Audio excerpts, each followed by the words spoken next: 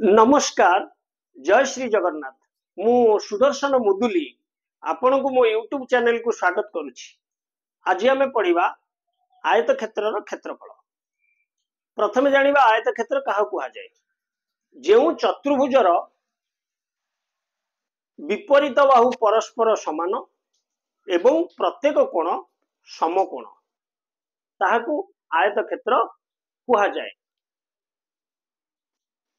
बर्तमान मु गोटे चित्र टी करुची भल भाव देख ए बी सी डी गोटे आयत क्षेत्र यार प्रत्येक कोण समकोण बा 90 डिग्री 90 डिग्री चिन्ह देदेली।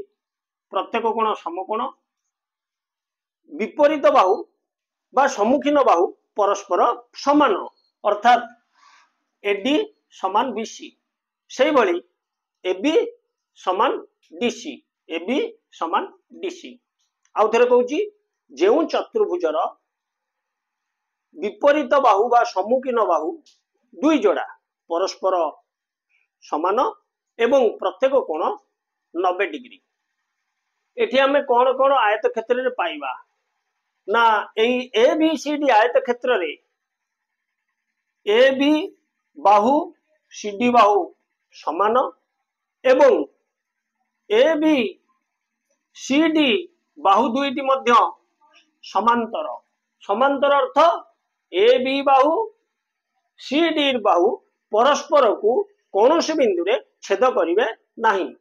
सेही भली ए डी बाहु समान बी सी बाहु एवं A D Bahu Madhya B C बाहु सहित समांतर।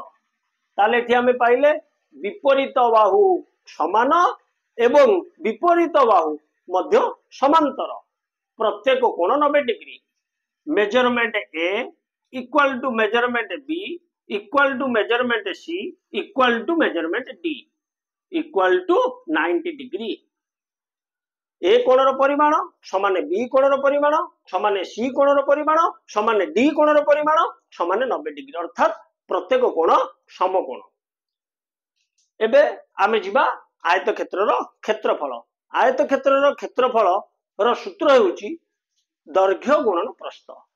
एठी हमर दैर्घ्य हला बीसी याकू आमे एल लिखि दबा। एल माने लेंथ लेंथ हैला दैर्घ्य। सेही भली एबी हैला प्रस्थ प्रस्थ को बी लिखि दबा। ब्रेथ ता अर्थ लेंथ इनटू ब्रेथ दैर्घ्य गुणन प्रस्थ समान आयत क्षेत्रर क्षेत्रफल। मन कर आमे गोटे आयत क्षेत्रर दैर्घ्य टिकी 12 सेंटीमीटर नबा। दैर्घ्य हला 12 सेंटीमीटर प्रस्थ हला 5 सेंटीमीटर प्रस्थ हला 5 सेंटीमीटर। मन कर आमे एही आयत क्षेत्रर दैर्घ्य नेले 12 सेंटीमीटर एवं प्रस्थ नेले 5 सेंटीमीटर। एटी बुझ यार विपरीत बाहु समान अर्थात ये 12 सेंटीमीटर हेले ए डी 12 सेंटीमीटर हेले बीसी मध्य 12 सेंटीमीटर। सेही भली प्रस्थ सी डी एटी मध्य विपरीत बाहु समान अर्थात सी डी बा डीसी जहा एबी मध्य सेया ताले डीसी 5 सेंटीमीटर हेले एबी मध्य 5 सेंटीमीटर। क्लियर बुझी होथिबो। ताले आमे क्षेत्रफल को जिबा। क्षेत्रफल सूत्र हला दैर्घ्य गुणन प्रस्थ। आयत क्षेत्रर क्षेत्रफल समान दैर्घ्य गुणन प्रस्थ वर्ग एकक वर्ग एकक। वर्ग एकक कहीं एटी कले ना सेंटीमीटर दैर्घ्य देइची सेंटीमीटर मध्य प्रस्थ देइची। आमे दैर्घ्यर सेंटीमीटर को प्रस्थर सेंटीमीटर को मध्य गुणिबा तार तो सेंटीमीटर गुणन सेंटीमीटर समान वर्ग सेंटीमीटर। यदि मीटर था ताले मीटर गुणन मीटर समान वर्ग मीटर।